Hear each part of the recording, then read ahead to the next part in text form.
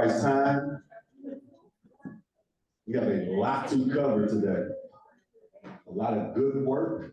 So happy to bring in the community here to be a part, not just of this discussion, but of creating the solutions. So my name is Gus Wood. I'm a president of the IMC here. I'm also a professor at the university, and I wear many other hats. But one of my favorite hats is being able to bring all of us together so we can have critical, honest discussions about issues that are affecting us today. Just to kind of set us up, we're going to be talking a lot about alternative models to 911 and policing in general. So again, one of the things, if you understand the historical context of this moment, just very briefly, because of the uproar over the issues of police budgeting, as well as police surveillance and police violence going into the 2000s, we had a number of protests and rebellions, particularly from the African-American community, regarding why aren't we a part of our own public safety? Why aren't we a part of our own self-determination to govern and police ourselves? Where's the community in the decision-making over policing? Are there alternative models to how policing operates? And you can see these types of models in European countries. You can see these types of models in Australia. You can see these types of models all over the place, including other cities in the United States. And so one of the best things that we offer here in Champaign-Urbana is the capacity to learn from others, to look at models, to bring in experts, to bring in researchers, to bring in others, because we don't want to reinvent the wheel. We want to see what works and what doesn't work for other spaces, because it is our community and we should have a say in how we police ourselves. It is about our community doing this work. The backlash, again, the bloating of police budgets since 2020 has come on the tail of our protests to reduce the power of the police, to interact with us at traffic stops, in domestic calls, social work events, when you have people who have mental illness, other spaces where people need other types of help. We need community people. We need other experts in the room and on the calls to do these things. So the alternatives are there. We just have to be willing to have the conversations, as uncomfortable as they may be, so that we can find strong solutions. And so today, that's what we're going to be doing. We have invited some really amazing guests today from LEAP, who are going to be talking with us about some of those alternative models and things that they have seen and also performed that can make us all feel like we are a part of the solution. Then we're also going to be looking at the recently released Barry Dunn report that is supposed to tell us about what the policing needs are in our community. That's going to be a very interesting discussion. Then we're going to have a proposed model from the Cunningham Township that's going to offer us even more insight into where we stand and what position we want to take, so that we can have decision-making over these alternative models. And then we're going to have breakout sessions that I'll explain more later on. But I just want to be done. I want to just finish up my introduction, because the information you're going to get today is not just for today. We want you to take this and take it to your neighbors, take it to other organizations, and even share it with people outside of town as well, because we want to make sure that political education spreads far. Everybody should be sampling alternative models to policing, because it's the way we need to move forward, and we're going to have a better, more equitable society. So I'm going to stop there, and I'm going to introduce our amazing guests today, who are ready to let you in on some alternative response models to 911. We have Deontay Martin and Chief Tom Thompson, who are from the Law Enforcement Action Partnership Organization. So I'm gonna turn it over to them now and thank them for joining us. Take it away, y'all. Well, thank you so much for having us here. We really appreciate being here. I'll start by introducing myself. My name is Deontay Martin. I do go by D, so please feel free to call me D throughout this presentation. My pronouns are she, hers, and hers. I am from New Orleans and I am a program specialist here at LEAP. And again, I am really happy for the opportunity to be talking to you today. And I'll turn it over to Chief Tom Thompson. Hello, it's a big privilege being there today. First and foremost, my family is from a couple hours up the road from you in Galesburg, Illinois. So although I live in Dayton, Ohio and Houston, Texas, uh, I have a passion for Illinois. I love being in Illinois, and I'm rooting on the Sweet 16 the Illinois team right now. Hopefully they get Iowa State. So I'm excited about where they're at. Got a lot of people in my family that are pretty jacked up about the tournament here. So my name's Tom Thompson. Right now, I'm a police chief at Sinclair College in Dayton, Ohio. Before that, I retired as an assistant police chief and was an assistant city manager in a town similar in size to Urbana. And I was also a director of policing over a large healthcare network in Southwest Ohio. LEAP, I'm part of LEAP, here representing today's Law Enforcement Action Partnerships. And it's lawenforcementactionpartnerships.org if you want to see everything that we do. But essentially, I'm one of their speakers and consultants, and I'm on the board. And what we are is we are 200 and some law enforcement professionals, corrections professionals, attorneys, judges who do advocacy for criminal justice best practices. And we do speaking and consulting on criminal justice best practices. And the focus we're here on today, which we have done in a number of cities, is we have done consulting and helped cities build community responder programs. And so that's what I'm here to talk to you guys about today. We have law enforcement professionals, judicial professionals, educating and building models that are public safety best practice.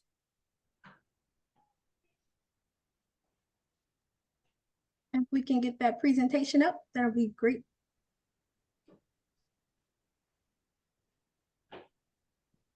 First thing I'm going to talk to you guys about, and I can't see the presentation in front of me. Yep, me either. Okay, Oh, wait. I guess now I can.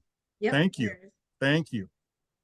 If you go to the next slide, the first thing that I wanted to talk about is what is a community responder program according to LEAP?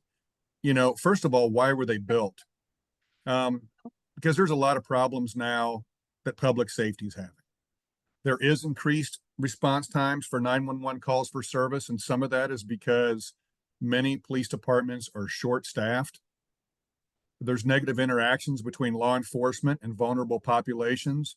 Could be populations of color, could be populations dealing with mental health issues, but basically populations that have been marginalized and vulnerable. In some places, there's an increase in crime, got a lot of substance abuse and overdoses and a lot of homelessness. Go to the next slide. So I don't know about Barry Dunn, but apparently that they agree with LEAP and that Urbana would be good, like many other places, in addressing some of these issues by dispatching unarmed responders to calls that can be considered lower risk. We call them at LEAP community responders. You know, the next slide. What a community responder program is first of all, it's two trained unarmed responders. They're not police officers, they're trained civilians and unarmed, and they respond to 911 calls or whatever the non-emergency line is. It doesn't always have to be 911. You can see in the picture there that they have uniforms. You know, they're marked in this case mediators responding to the calls without police. They're usually accessed via 911. Is an unarmed response, and it's a true first response. And what I mean by a true first response, it's not a response where it has been popular in some police departments where the police department will take the initial call, then they'll have a civilian group go follow up afterwards. And that's not the case with community responders. They're actually answering the dispatch call as a community responder group, not with the police department, not a follow-up to the police department. Although they might follow up, they actually do follow up a lot of their own calls in a much better way than police do, but they are making the first response. So here are some of the places that we've worked with or coordinated with. One of them that you'll see there, I'm very proud of, is the MRU in Dayton, the Mediation Response Unit. We helped them build that a couple years ago, and I get to watch it unfold right outside my window. They are located right across the street from me. So the coordinator of that community responder program and I have a lot of conversations about its effectiveness, about the relationships with the community, about how many people have not gone to jail because they exist, how many people that have gotten the help that they need and connected to the resources they need because they exist, and actually how much the police department loves them. They're not within the police department, but they have a good working relationship with them. But there's some other groups that we have had the opportunity to work with. Some of them helped build. Next slide.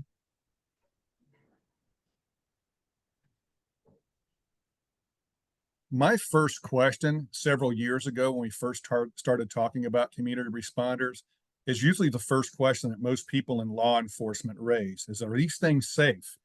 You know, because as police officers, and I'm a lifetime police officer, and I'm used to getting dispatched to calls, and we're always on edge. You know, at any minute, someone could start shooting you or a fight could break out. But what we found out, for example, in Cahoots, they've responded to 15,000 dispatch calls. Only 0.2% of those even required police backup. I've talked to community responders all over the country, not once, not one time out of thousands and thousands and thousands of incidents have I even heard of a community responder being hurt. Recently talked to the head of our community responder program in Dayton, Ohio. No injuries, no close calls. And as a matter of fact, if you think about it, child care services goes to homes when things are heated and elevated. People go shut off the water in individuals' homes. They go shut off their power. And you don't hear about these individuals getting shot or beat up, but it's happening every single day in your own community. And so when I really started to process this, I started to understand that, with careful call screening, and I'll go over this here in just a second, with careful call screening, it is extremely safe. Again, nobody that I know of has been hurt. So a 911 call comes in. The call has some disqualifying factors. For example, people are shooting at each other. Somebody's threatening somebody with a machete. There's an active fight happening right now. In that case, obviously, you don't want to send an unarmed responder into the middle of that. So then the police would be dispatched and the police would respond. But if you don't get any disqualifying factors in the dispatch center, it is dispatched to community responders.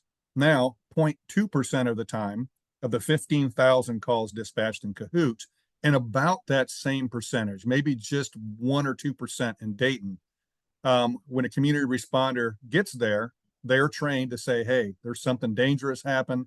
This dispatch is not what they were told. There is somebody with a gun. They back up. They have a radio. They call the police come in. But, which is 99% plus the issue, there are, the case, there are no issues upon their arrival, and the community responders work and mediate the situation and resolve it without the police ever touching the incident.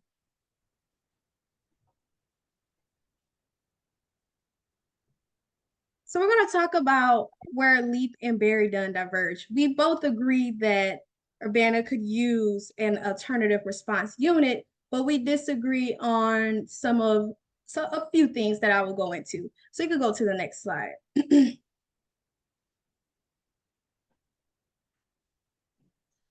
So what kind of call should unarmed responders handle? So this chart shows the top 12 call types in your city. I'm gonna give you a second to take a look at them. I copied this straight from the Barry Dunn report.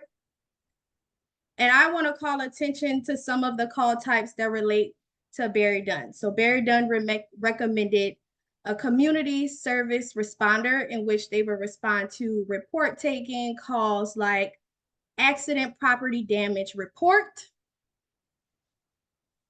theft. Those are the type of calls that were recommended for the CSR Alternative Response Unit. And so some of the calls that we would recommend are calls like check welfare, remove subject, disorderly, standby request. You can go to the next slide. So this chart shows some of Rochester's data. And if you look at the chart, 11.7% of all of Rochester calls from the samples that we collected, all those calls, 11% of those calls related to report taking calls that Barry Dunn recommended for the alternative response unit. But the calls that we recommend for alternative response unit fall in that conflict resolution, behavioral health, and suspicious person category, which is 33.3% for conflict resolution, 7.6% for behavioral health needs, and 6.6% for suspicious. And rapid assistance as well, which is 17.2%. Depending on the narrative. But as you can see, 18% of all of Rochester calls that we collected warranted a police response. And that is a very, very low number of all calls. You can go to the next slide. So here's a list of the call types that we would recommend that the responder team handle: check welfare, remove the public, noise complaint, music complaint, meet complainant, and disorderly. And all of these call types were taken from the call types from Urbana's data. And here's a list of cities where they handle some of the call types that are listed in the categories. So conflict resolution, behavioral health, spatial challenge.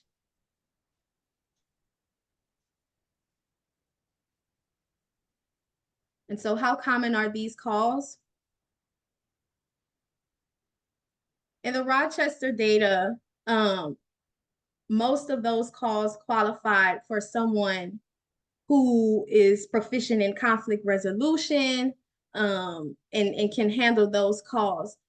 You know, most of the time you would think that the police is warranted or needed, but in most cases it's not. So for example, when we were working in Atlanta, we were reading some of their data, and they have a call type called fight in progress. Just looking at the call type, you would assume that you need the police because it's a fight, you don't know what's going on, violence has been involved. But when we look at the call narratives, which is the notes that the dispatcher takes when the caller calls 911, the notes tell a different story. Sometimes it's, hey, this homeless man is sleeping in the apartment doorway. Can you remove him? Or my son is having a problem at school. It's like very simple calls that don't really need police response. You can go to the next.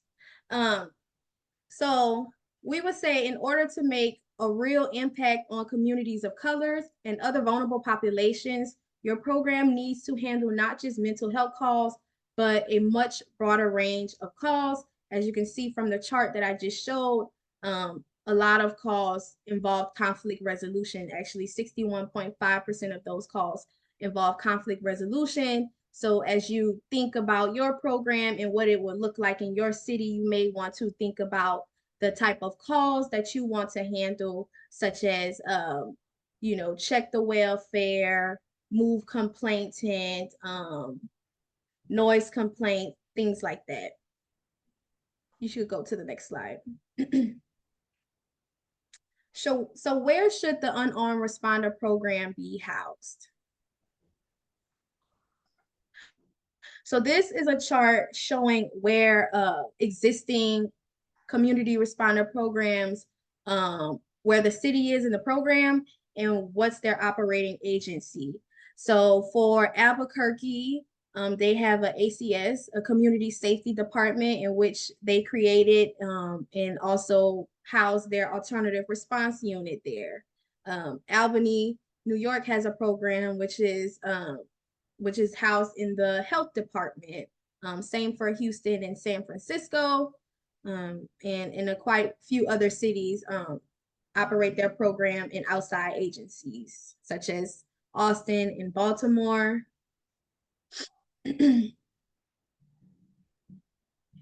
And so our recommendation is that the program should not be managed by the police department. That is something that Barry Dunn sort of recommended.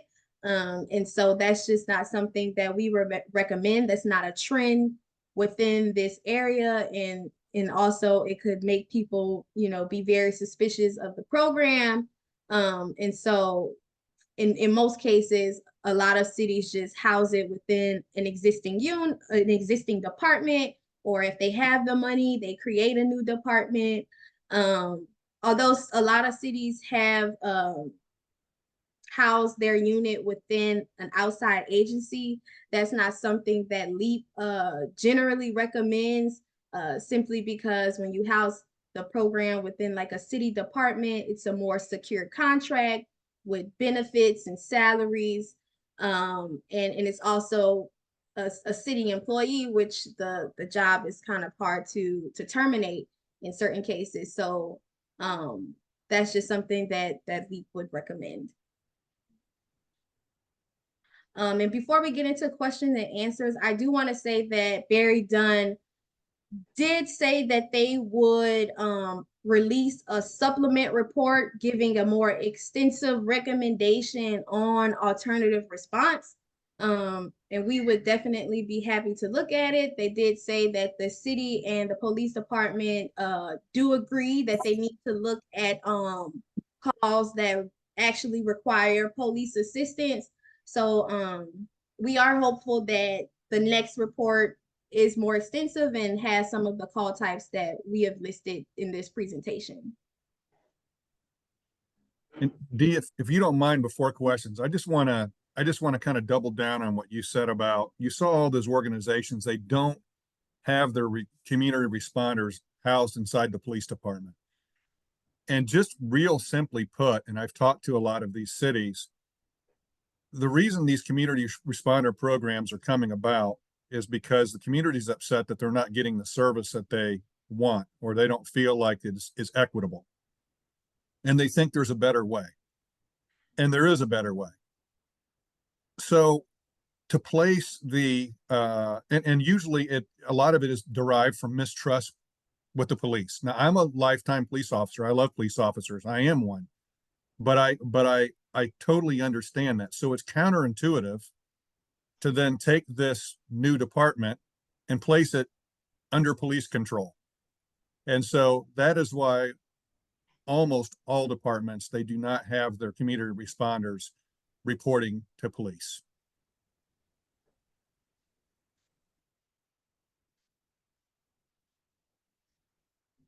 All right. Give them a hand, y'all. Let's go. Thank you so much.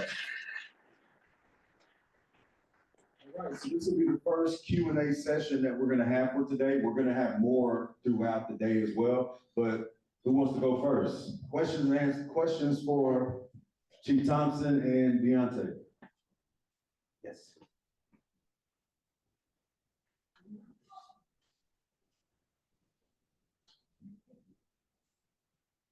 I just had more of a general question. I wanted to know what the recruiting process looked like for the non-sworn officers that you guys are recommending. What does that recruiting process look like?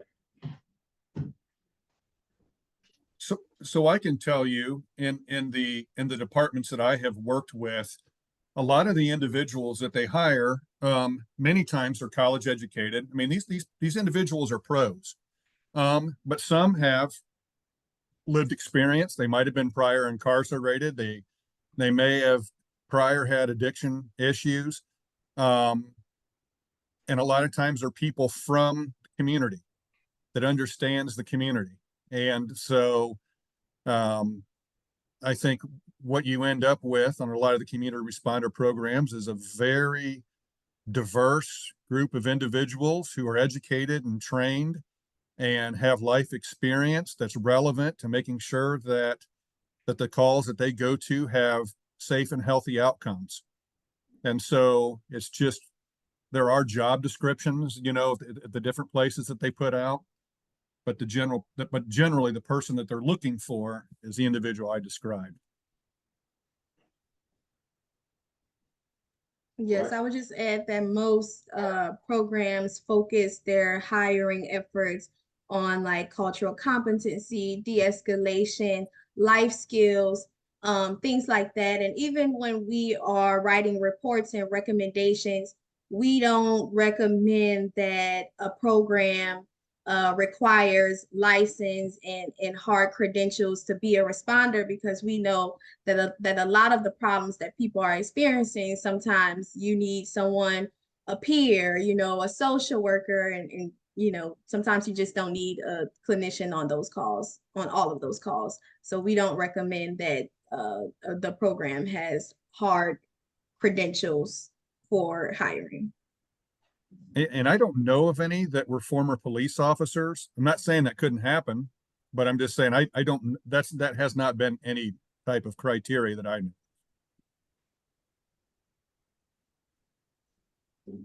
As Miriam takes the mic over, the key thing that we keep hearing is having experience within our communities around these issues. Because again, those who have been a part of these issues, we know for a fact that they have the mindset to understand what's going on in the moment and how to respond, plus the training that these types of programs provide. So who's next? Yes, thank you.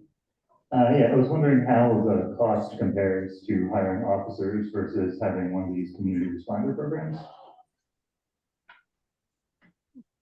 Well, typically in the programs that I know of, the community responders, they're paid professionals, but they're not paid as high as police officers are. I don't know exactly what they get paid in Dayton, but let's say they might start at $60-some thousand a year. That ballpark versus an officer might make $10,000 more a year. So it's cheaper. They're less expensive, but if you house them within the city, then you're still adding, you know, insurance, workers' comp, all those things. But it's cheaper. And I would just add that so Denver Star, the cost of sending a star responder is about $151 on average. The cost to send an officer for a minor criminal offense is $646. So sending a unarmed responder in Denver for the STAR program is about 4 times less than sending an officer. And I'll add lastly that the Denver program saves the city of Eugene about $2.2 million in officer wages.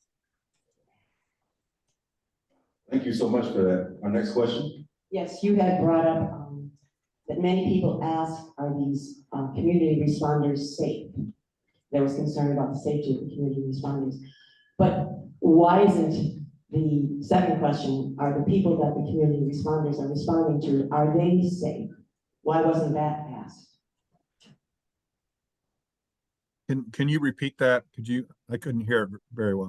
Sorry, I can't make it louder. All right. I was just noticing you had said that a lot of people in audiences were concerned about the safety of these community the responders. Okay, which yeah, I'm on that side, but it seems to be leading out the question that when the responders respond, are the people themselves who live in these areas and have had troubles, are they also safe? Are measures taken so that they are safe? Meaning like the community or the person that they're responding to? I think the community and the people that they're responding to is my understanding. Okay.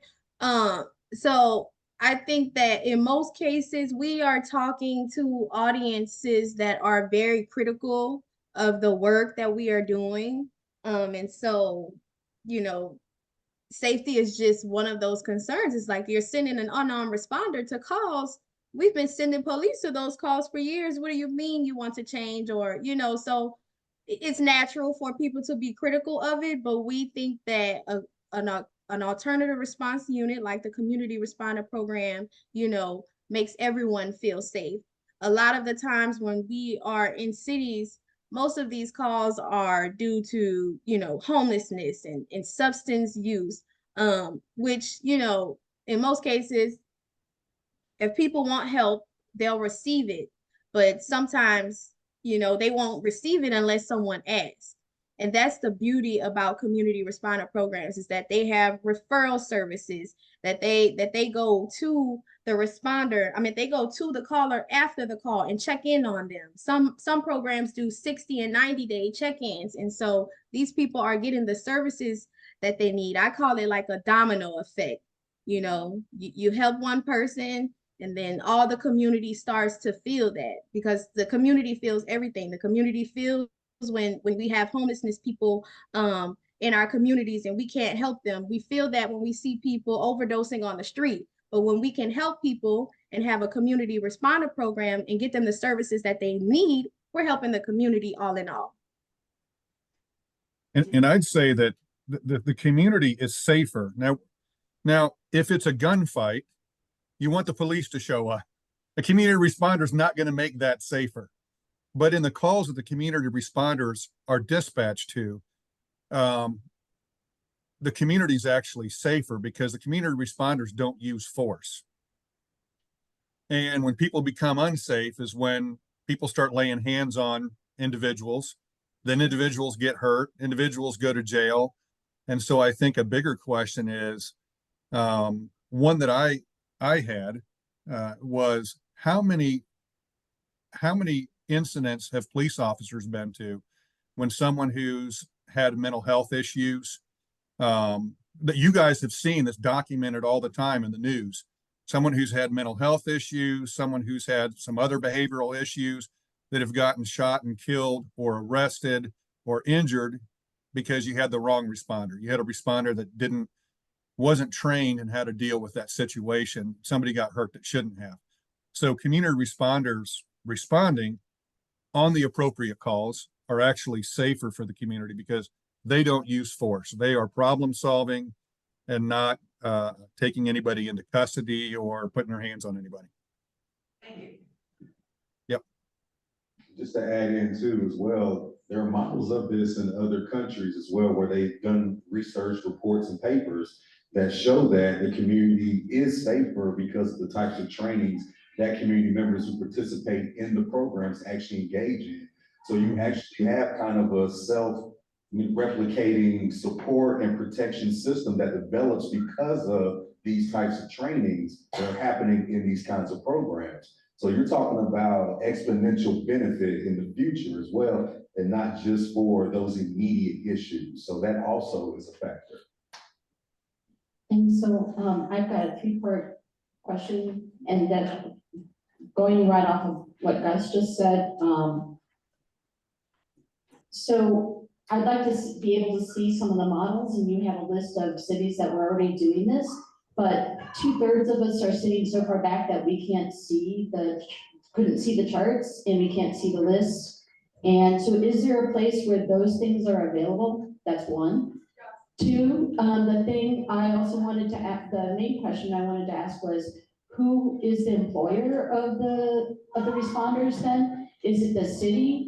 And then do they get feedback as it rolls out? And then is there feedback on a regular basis so that the community can kind of help the responders know what is expected of them? Because I think that's lacking in the police situation. Like, the police don't understand what the community wants. and that the community has no say in the way that the police are acting. And I would really love to see the responders know exactly what is expected of them from the community, and that it's organic that way. And, you know, if they're paid by the city, are they also reviewed by the city, or are they reviewed by the citizens? So I guess the difference between the city and the citizens. Heard.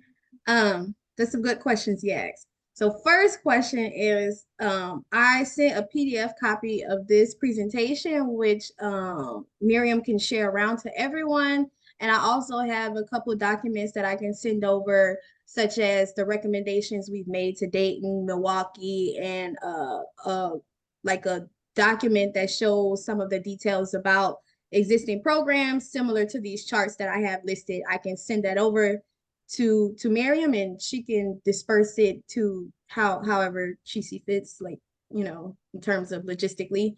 And then your next question in terms of employment, so it really depends on the infrastructure of the city. So if the program, let's say, is housed within a city department, then the position would be funded like a regular city employee.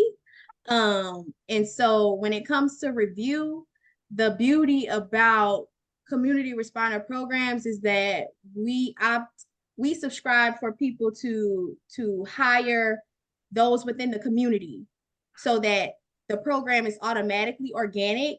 But I can say that what other programs are doing is that they have dashboards. So if you go to Durham has a program, their community response team. If you go to Durham/nc.org, you'll see their community responder team, and you'll get data. They give weekly updates on the type of calls that they're responding to, what communities they're responding in.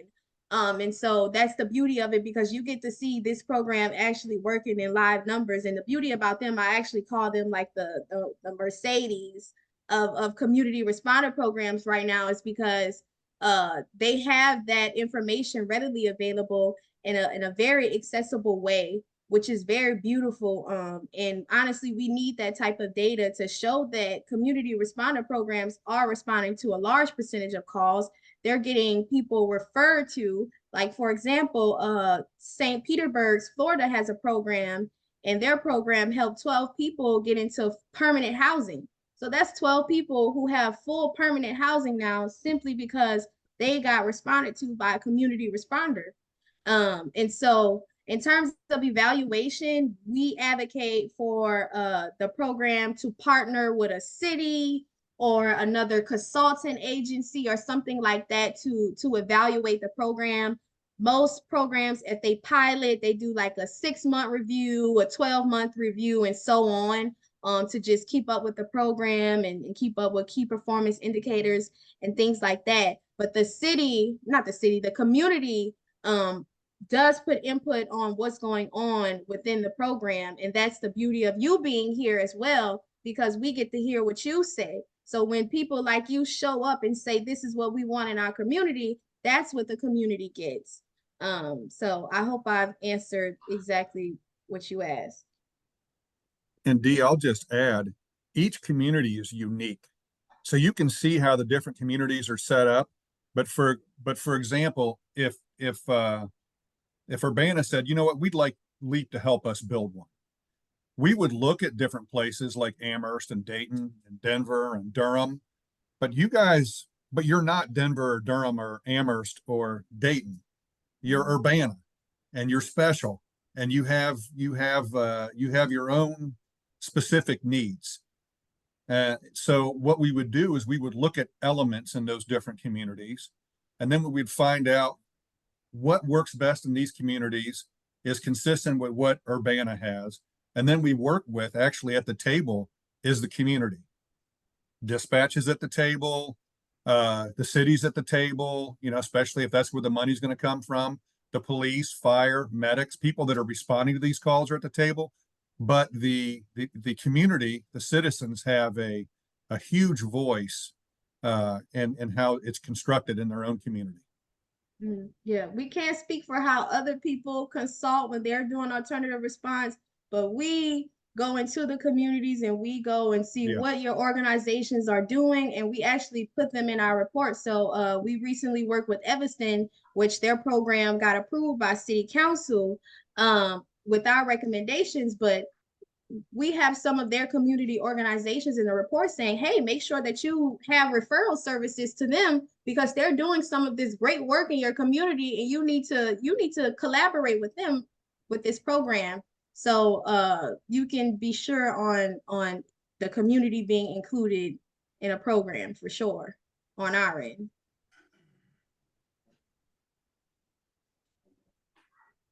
So yeah, thank you so much. We're gonna take one more question for this portion, but we're also going to do questions later on as well. So if you have them, hold them, because we're gonna do more, but we do have to have time for the other parts of it. But just to give you all some good news is that we are creating a listserv here at the IMC for community public safety. So the first one we're gonna send out is this actual PDF report to all of you who put your email addresses on the sign-up sheet, so you can be a part of all the information or news or anything that's going on in relation to this issue, community public safety. So you will have a copy of these numbers and this report and the other stuff that we have for you throughout whenever something happens. So it's a big part about us as the IMC is we want to take the lead in being a center for you all to have resources so that our voices are a part of this decision making.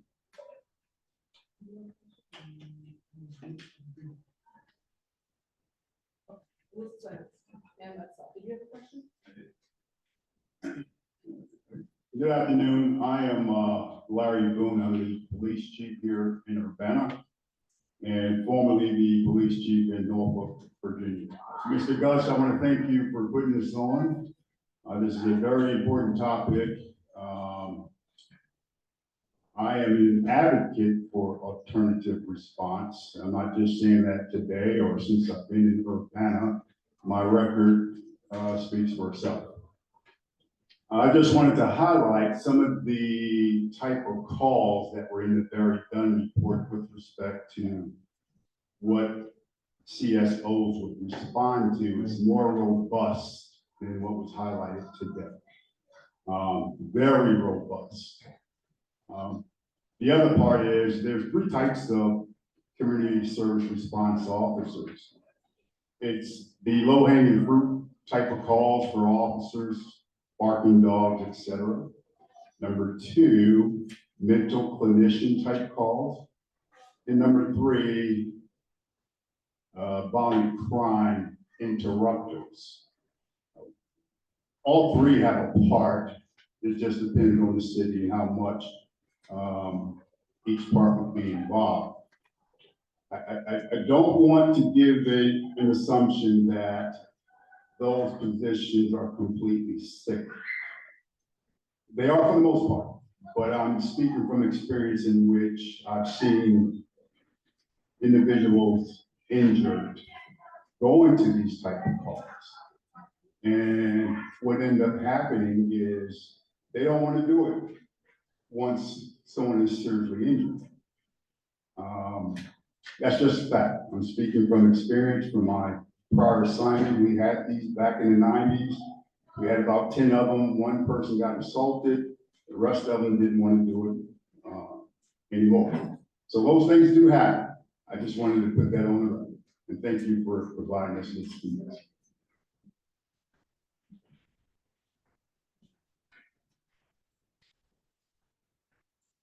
Any response to that, Chief Thompson or Deontay?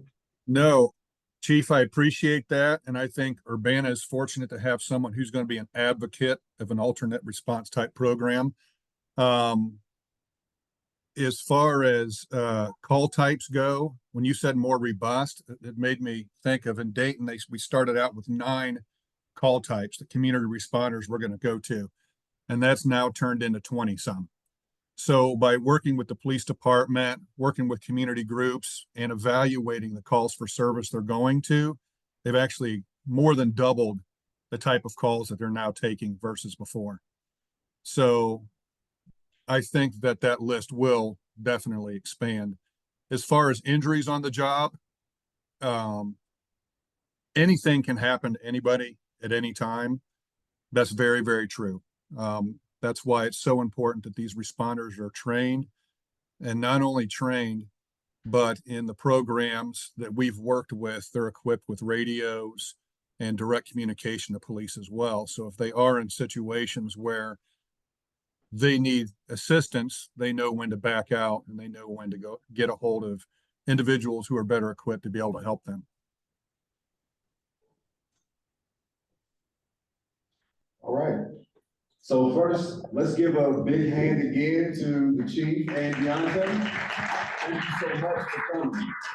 Again, this is so important for us to get this information, to actually learn about alternative models. And you all have given us a lot to talk about and think about. So we so appreciate you for coming and for the work you are doing in other spaces. We will be talking soon.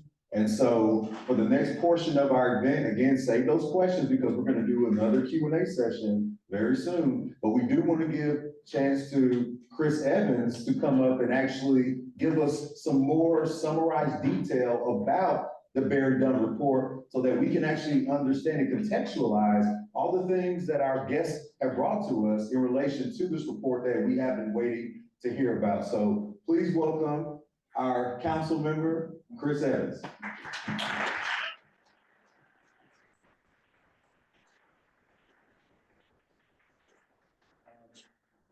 Thank you. Let me see a show of hands. Is everybody here, when we think of public safety, we want to talk about police? Okay, only one, because I didn't read the fire department section yet. I read the first 166 pages about the police. So that's what I'm going to talk about, is the police. My business card is on the information table. If you have any questions, I can send you, or I can send you the entire copy of the Barry Dunn report.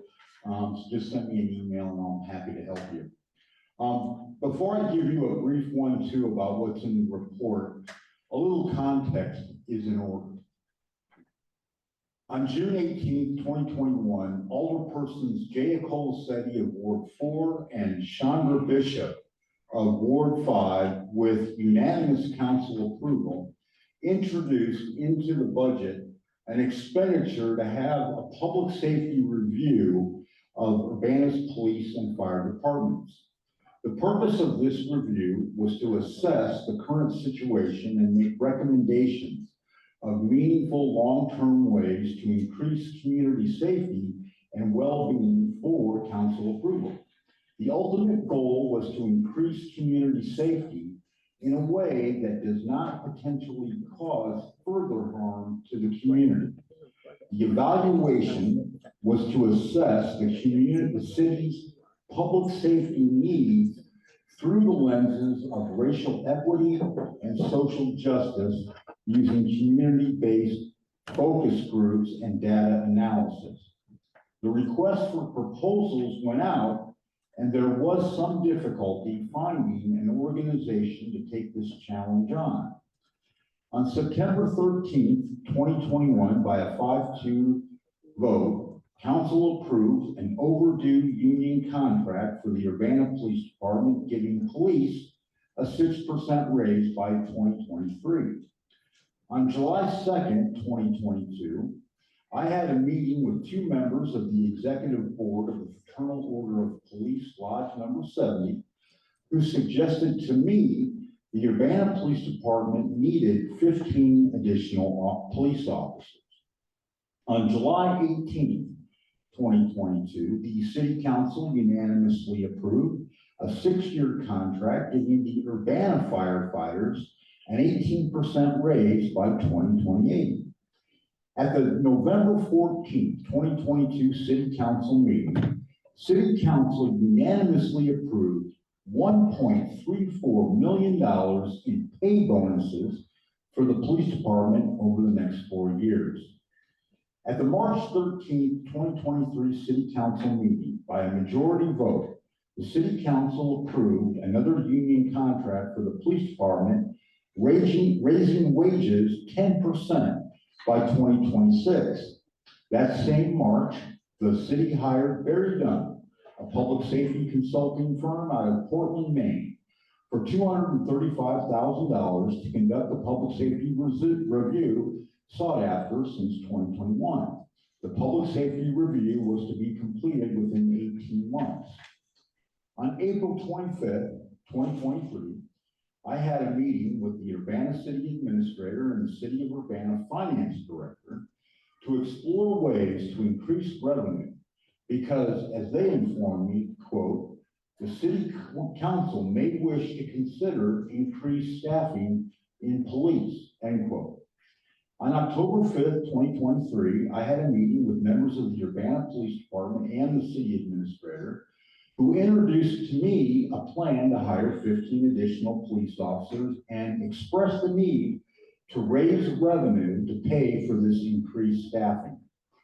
At the November 6, 2023 City Council meeting, while presenting statistics and plans, the Urbana Police Department expressed numerous times during the presentation that the department does not have enough resources and staff to be proactive and prevent crime. At the December 4th, 2023 City Council meeting, the City Council voted 5-2 to postpone any decisions to hire more police staff until the council and you, the public, can read the pending Barry Dunn Public Safety Review Report. At the December 11th, 2023 City Council meeting, the City of Urbana Finance Director gave the City Council and the public a financial forecast where it was suggested the city needs to raise taxes to pay for the Urbana Police Department's $2 million proposal to hire 15 more police officers, another $500,000 to retain 6 firefighters when a federal grant runs out in 2025, 3 city staff employees with combined salaries of $400,000 a year, and 2 police investigative specialists for another combined salaries of $215,000 a year. The City of Urbana Finance Director suggested to City Council the following taxes to possibly raise revenue: an increase in your property taxes, an increase in the home rule sales tax, establish an amusement tax on streaming services, also referred to as a cloud tax, establish user fees for fire services such as lift assistance, an increase in the packaged liquor tax, establish a local cigarette tax, or establish a tax on self-storage rentals. Not all at the same time, just those were options.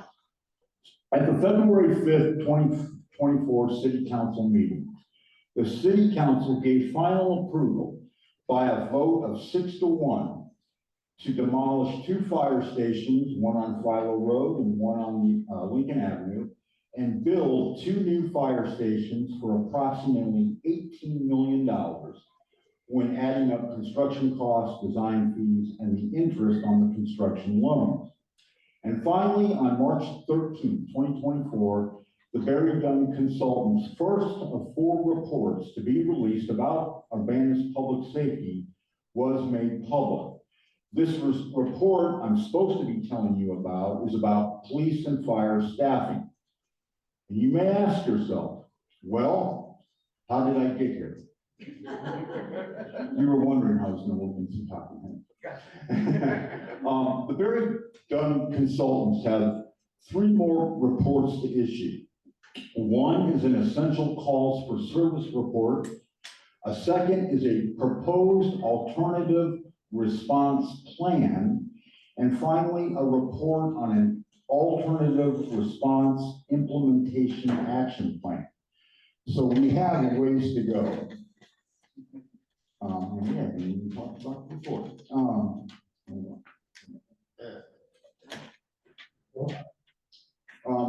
Okay, so from this report, I want to start with my favorite part from page 13. Hear this well. Barry Dunn finds that both the Urbana Police Department and the Urbana Fire Department are generally efficient and effective agencies with a commitment to community service. Another important finding is that, quote, Barry Dunn did not observe any conditions that warranted a recommendation classified as critical or a priority. That's on page 18.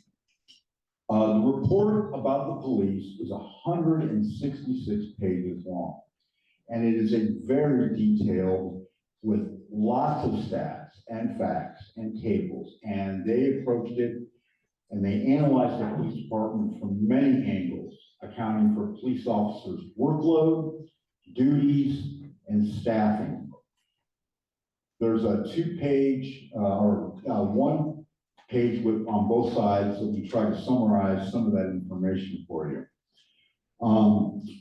From that came two prominent recommendations.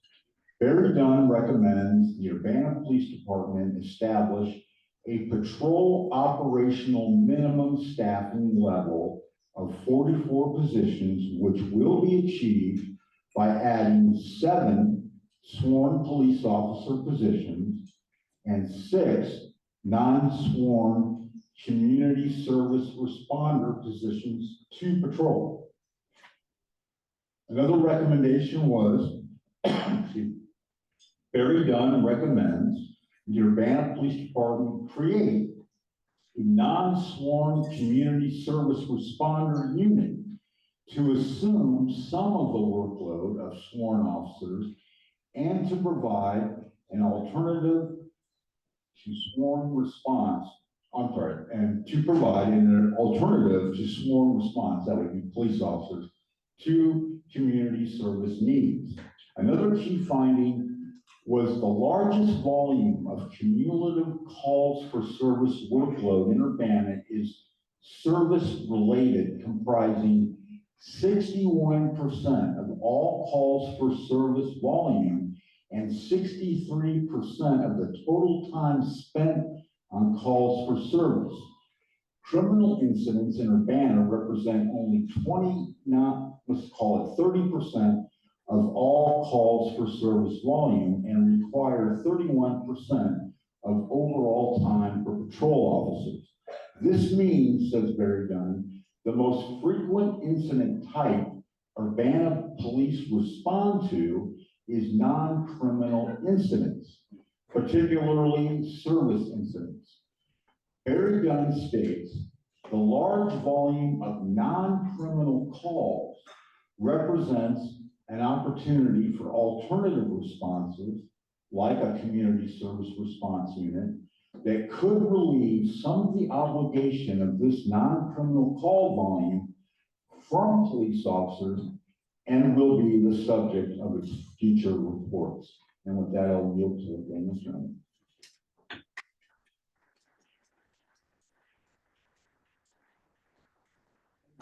Just to let you know that the stuff that Chris was reading from, we have papers over here with the summary of the Dunn report that you can take with you and share with other community members who couldn't be here today. And we also will make sure that information goes out on our new community listserv as well, as we bring up our township just amazing organizer, activist, and worker, Daniel Chenoweth, to talk more about these models. So thank you, Daniel.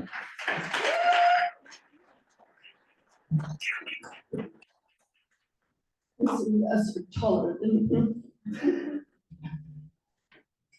small but mighty. So I'm Danielle Chenoweth. I'm the Cunningham Township Supervisor. Cunningham Township, as many of you know, provides income, rent, utility, food, and other assistance to Urbana residents. We also offer homeless services, including street outreach and emergency housing to Champaign County residents as a whole. We served over 5,000 residents last year with direct service. That is up from 50 residents served 7 years ago before I came on as supervisor. I want to point out we have a few staff members in the room. Liz Parashon, our case manager, Liz Therapy and Wellness.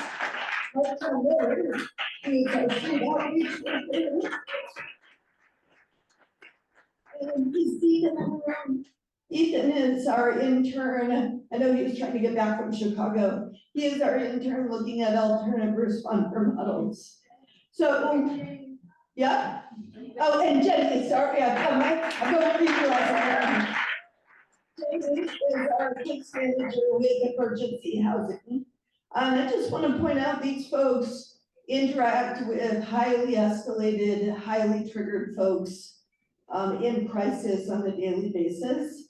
And so I really appreciate them. I also serve on the executive committee of the continuum of service providers for the homeless. So those are all the service providers for homelessness. I'm a public health board member and a field instructor for the School of Social Work. So I oversee interns in the field.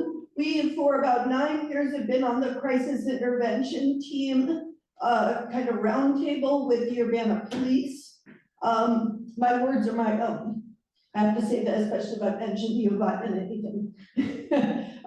So I'm not going to offer yet a model. There are many models, and I'm going to share with you all after this. I want to share with the list of folks who have signed up all the different models that we're looking for. So Karen, as you mentioned, there were a number of models here. We're looking at a number of models. We have a summary of that and a grid, and I'm happy to share that. But I do want to share a vision, and I want to share some information that would be helpful. My primary goal is to help you all engage in the democratic process. That's really why I'm here. I want to start by centering on a shared value. Everyone in our community has a right to housing, safety, and equality. And we have stickers too. So all of your water bottles, there's stickers right there, the purple ones. So whether a person is a faculty or student at the university, a barista, a teacher, a resident experiencing homelessness or disability, mental health is a disability, a police officer, a retail worker, a nurse, an artist, a laborer, or a social worker. Everyone deserves a right to these things. You wouldn't know it from the news, but according to the FBI 2023 stats, 2023 saw the lowest violent crime in the United States in 50 years. This is the second year in a row of low crime nationally and also here in Champaign-Urbana. It was scary, y'all. 2020 was hard. 2021 was hard. It was a difficult time, right? We are coming out of that now, and it's important for us to look at the data and look at our investments in relation to that.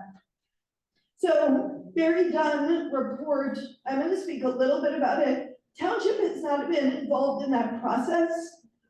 We should be. I don't understand why. I reached out to introduce myself. We were not part of the 100 stakeholders who were asked for input. I asked why, and I would like, and I am asking the city council, please, we are first responders in the community and we should be included in the process. So,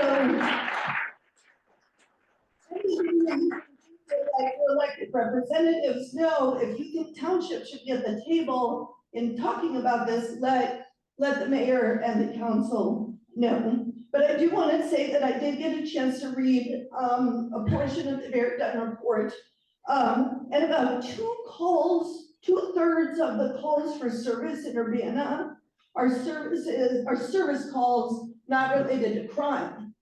Now that is actually really exciting and really hopeful, because what it means is that we have an immense opportunity for us to build community and alternative responder models to connect people to services. That number, you might ask, okay, how does that compare to other cities? We're almost double the rate of cities. We have so many calls for service that are not related to crime in this community that frankly, the police are burdened in responding to those calls. And the officers will oftentimes reach out to township, and we really appreciate that partnership. Chief, I just want to say, and I met with you time and again, how important it is when the officers feel trust with township. They can reach out to us. There's a homeless individual, there's a person who is having a crisis in the middle of Main Street. There's all kinds of situations we have been dispatched to. And we use our mouths and we use our expertise and our training in de-escalation and trauma-informed care to work with those individuals. So this opportunity sits here before us, but to seize it, we must embrace and invest in a new model and services to connect people to, right? It's not only about response. When you send someone else, when Martel remembers when we started, because he was my first employee in the office, there wasn't anywhere to send people to. We've actually had to build the places to send people to, not only respond to the calls. So we need mental health pathways to income and stable housing as very clear spaces. And it's gonna take the work of residents like you to support elected leaders like me, city council members, county board members, mayor, possible future mayor, chief of police, to create the model of public safety that we want and that works for us. As my colleague Martel Miller says, you can't police yourself out of poverty. You just can't.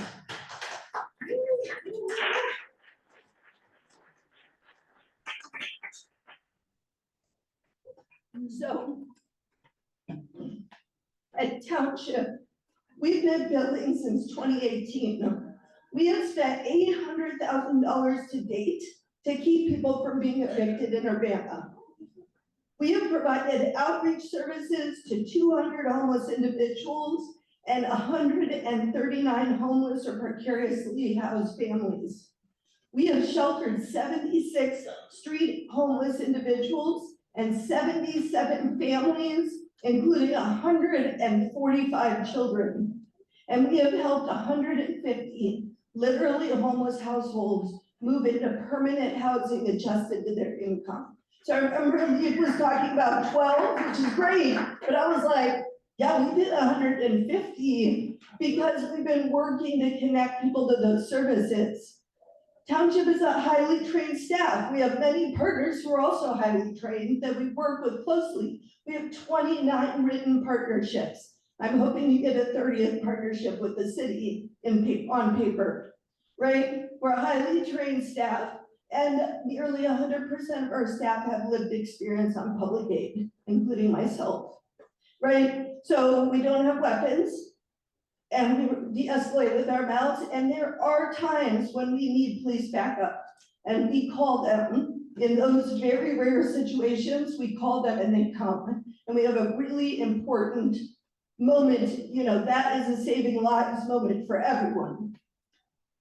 As we build the scaffolding with our partners, it's become very clear where there are missing pieces, and I want to just share where we have seen it. Shelter beds, we have half what we need. We've been building it, we used to have almost nothing, we have half what we need. Subsidized housing, we have about a fifth of what we need. Affordable housing, 2/3 of Urbana renters need affordable housing, they are rent burdened. We need a 24/7 drop-in space for those dealing with mental health crises. We got close to that with Rosecrans, and now they've pulled back to 2 days. It's a huge loss for our community.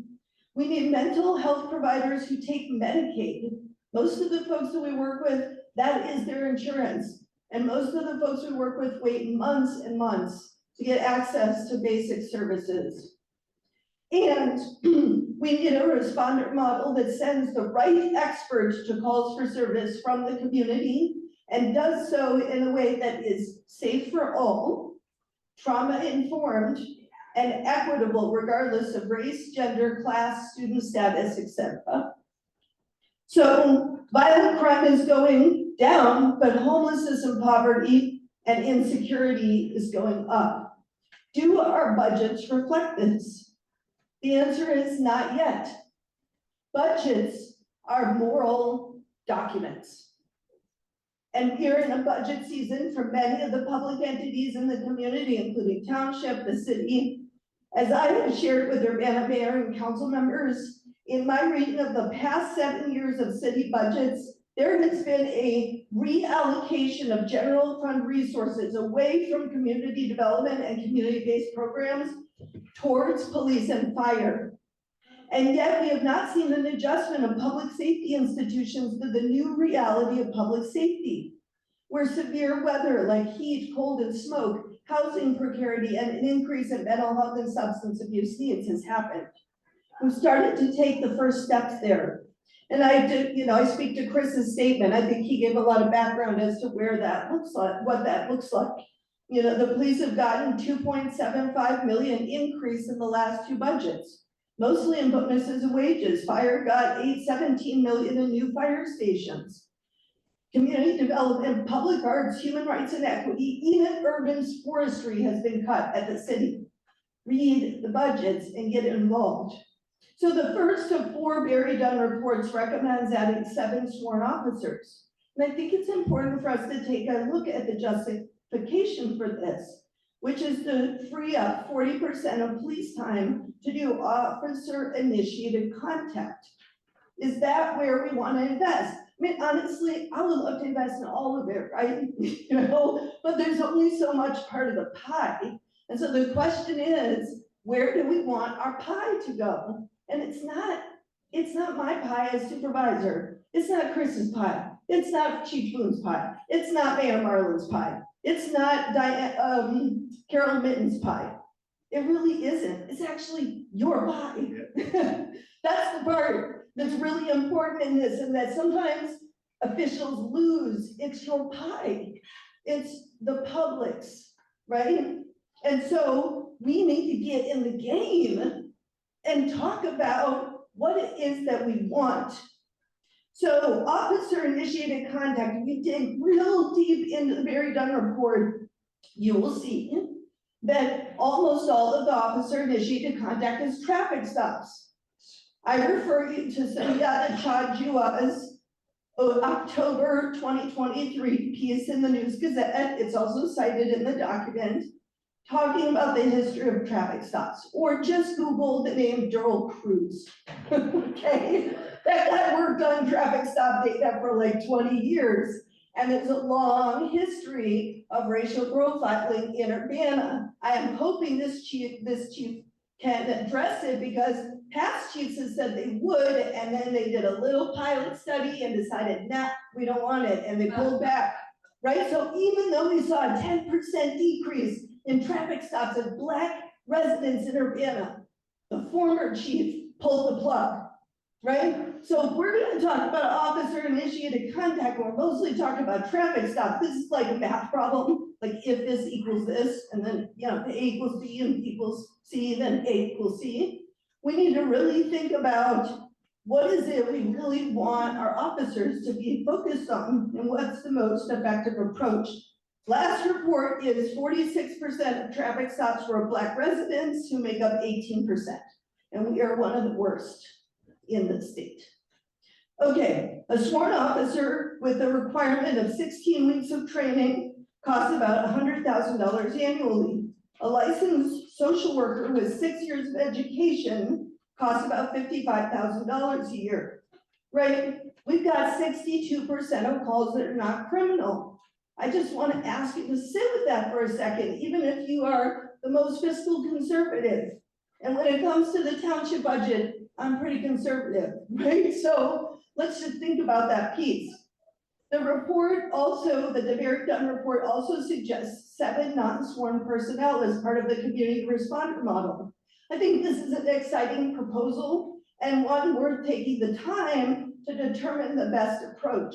And that's why I'm glad that the IMC has taken the initiative to bring LEAP to the table, and why Township is looking at different models, because I really want to challenge Barry Dunn and the city and our community to look at, it's like, this is not a one and done situation, and you can't outsource public safety to the police, and you can't outsource it to elected leaders. It really has to be, there's domestic violence, there's Courage Connection, there's rape crisis, there's Township, there's the continuum of service providers, the homeless and all the shelters, there's Rosecrans, there's CU Trauma and Resiliency Initiative, there's Youth Build, there's so many community groups. And if you ask me, that we're the reason crime has gone down in our community. I gave you the numbers, we've been investing in this space, right? It's like, and so we need to keep doing what is working. So We need time to figure out this approach. We need all of the different stakeholders at the table. We need the public to say what it is that they want, right? And we need a model that is going to be safe and collaborative with all the organizations and accountable to the public and funded. Okay, so I'll be sending out our report. Karen, thank you for your question. That will have the models that we're looking at. And I would encourage you to be community investigators. Look at those models. Look at what you think. Think about your own experience and the experience of your neighbors and friends. And think about what kind of models would work for you in the different situations. So in the end, I just say, yeah, this is a call to get involved. Residents of all backgrounds need to be engaged in telling their stories of what works and what doesn't work. And we need to guide public investment with our voices and our input. Thank you so much.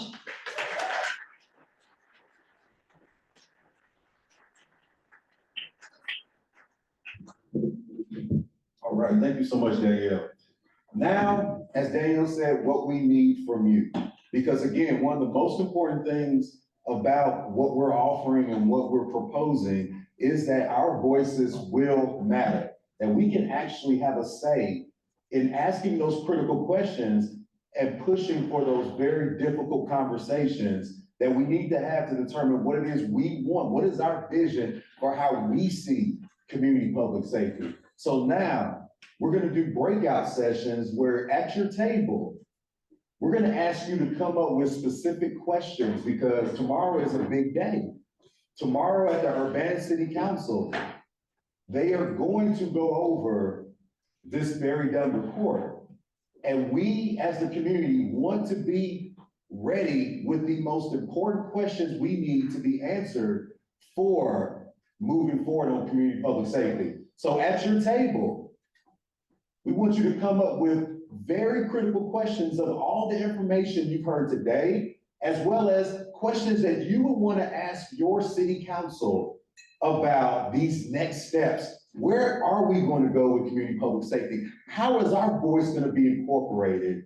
And how are the resources that we currently have here are going to be used to the benefit of our community?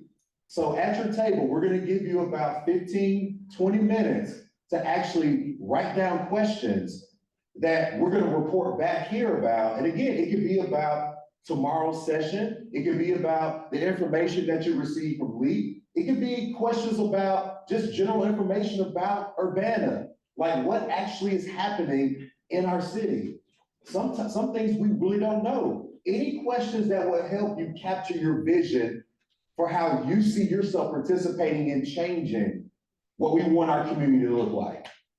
The other questions that you can also ask is that this is our second in our community public forum series, because you all just demanded we continue to do these because the first one was so powerful. We're going to be doing our third one very soon. What types of questions do you want us to answer in the third public community safety forum? What are the things that you really want us to dig out? What other types of special guests would you like to have us come and actually talk with you and have these kinds of hard conversations? So you can answer those, you can ask those questions as well. But we just want you to make sure that your voices and your ideas and questions are going to be the center of everything we do here at our IMC, as well as what we're going to see tomorrow at the city council, because we want to all be there to ask those critical questions. So please, at your table, take 20 minutes, 15, 20 minutes, and really think about the questions that we want to press upon what's going to happen to Urbana and public safety. All right, I'll be walking around. If you want to sit with other tables, also those who want to research, who want to actually dig in to what this community is. If you're interested in that, we're looking for more volunteers to help us as we spearhead this project of coming to the table that help build community public safety. So take the time, we'll be walking around 20 minutes and we're gonna report back at the end of today and we can ask other questions that we have, all right? Sound good? All right, let's do it.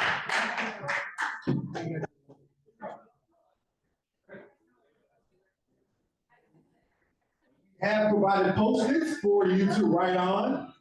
Please make sure you keep those and use them. Use them well.